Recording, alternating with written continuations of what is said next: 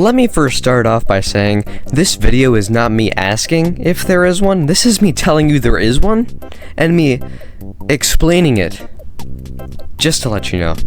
Yeah, it's a good game. Let's start off with the worst of the bunch and go to the Game Boy version. Oh, why am I doing this?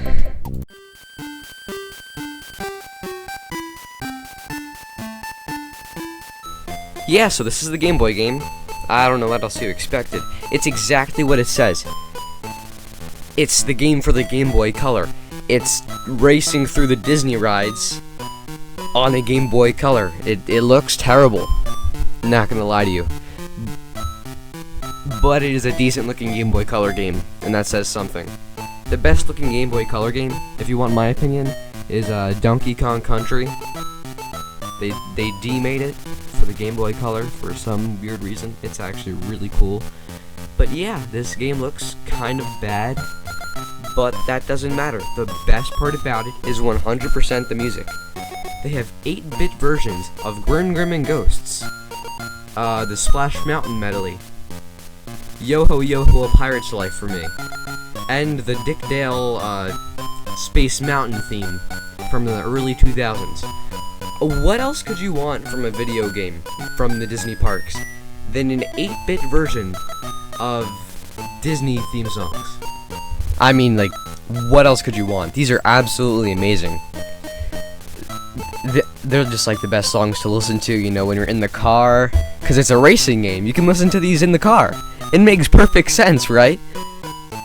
Right? Well, anyways, here's a clip of a few of the songs that actually sound like ones from the parks and not ones that are remade from Gex 3 or anything like that. Oh yeah, some of the songs are remade from Gex 3 for the PlayStation. Don't ask why. I didn't make the game.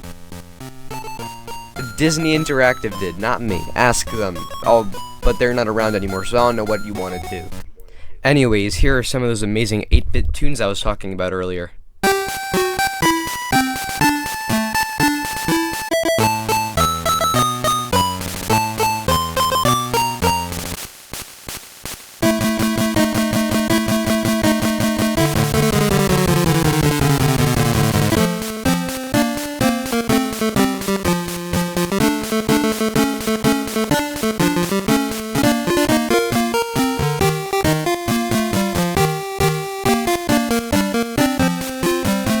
I mean, I don't think there's a feasible way to listen to those and not smile. Do you hear how good those are? They are so good! For this game being really lackluster in gameplay, it's like a portable MP3 player of amazing tunes from Disney's past in a more 1980s style of video games. I mean, what more could you want from a Game Boy Color game than an amazing Disney soundtrack, right? Right, that's what people wanted in Game Boy games? Not just me. Okay. Maybe that was just a me thing? I mean, maybe not. But yeah, this game has an amazing soundtrack, pretty bad gameplay, and Jiminy Cricket doesn't scare the hell out of me in this one, so that's always a thumbs up. And yeah, let's go to the PlayStation version, which now, it's gonna be in 3D. This doesn't happen very often. I mean, it happens often in home console games, but I think you get the point. We're switching from portable to home console, right? Yeah, you get it. Alright. PlayStation time!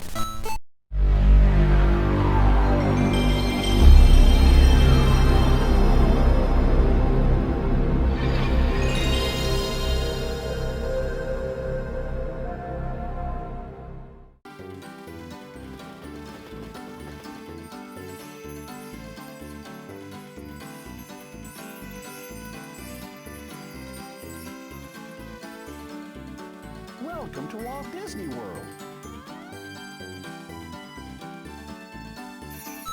This one's really good. Its only setback is the fact that it doesn't have 8-bit music. It has the actual music. Ugh. How dare it? It should have had the 8-bit one. It's just so much better, right? Or is that just my humble opinion? Very, very humble. It's definitely now what I full frontally believe. I really think that this one should have had the 8-bit music. It's just so good, right? Yeah, it's just fantastic. We all know it. We all think it. It's just superior in every single way. How could you not love that? This one's graphics are 3D, which is always a nice touch, because there's actual environments. I know, it's hard to believe, but now you can actually see things in a 3D environment. Like, oh my god, this is one thing that the other game didn't have. And as you can see, Splash Mountain looks pretty nice. Not really, but you can tell it's Splash Mountain, mostly by the signs that say Splash Mountain on them. And also, every once in a while, Brer Rabbit. And this one, for some reason, this game has really clear audio of the music. So, you know how the yo-hos in Pirates are sometimes not clear and you can barely tell what they're saying? Well, in this game, you can actually full frontally hear what they're saying for whatever reason. It's very, very clear. And apparently they like to kidnap an entire town, which I found out today. I mean, I've had the game for a while, but I've never really tried listening to the music in it, because I only really like the 8-bit ones. Not really, but yeah.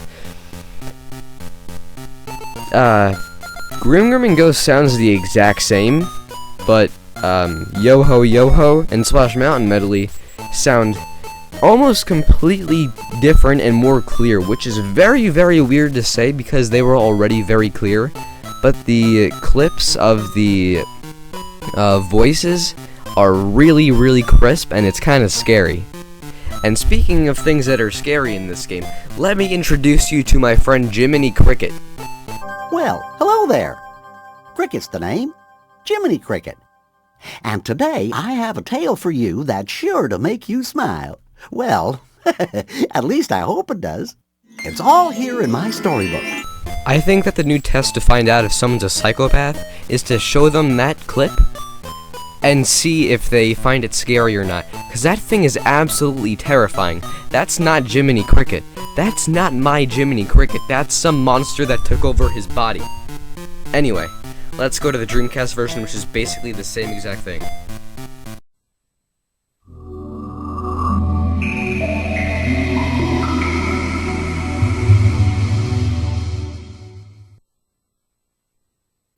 Since this is literally the exact same game, I figured that I would just have it change of pace and show you me playing it on my CRT.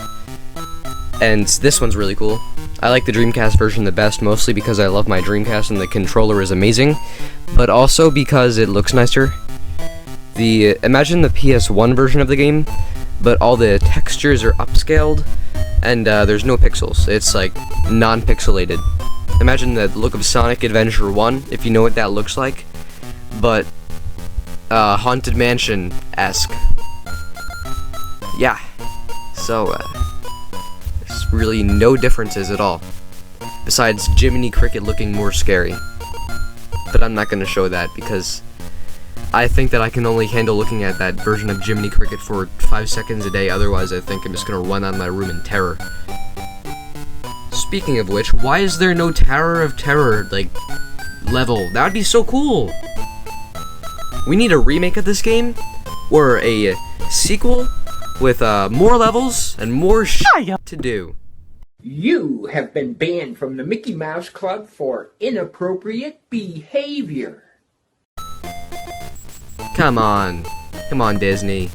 Be better, make another one. You made Island of Illusion Illusion Island! You made Illusion Island, now make a sequel to this. You got it in you, just do it. Disney, do it. Okay, thank you. Do it, Disney. Thank you for watching. Bye-bye.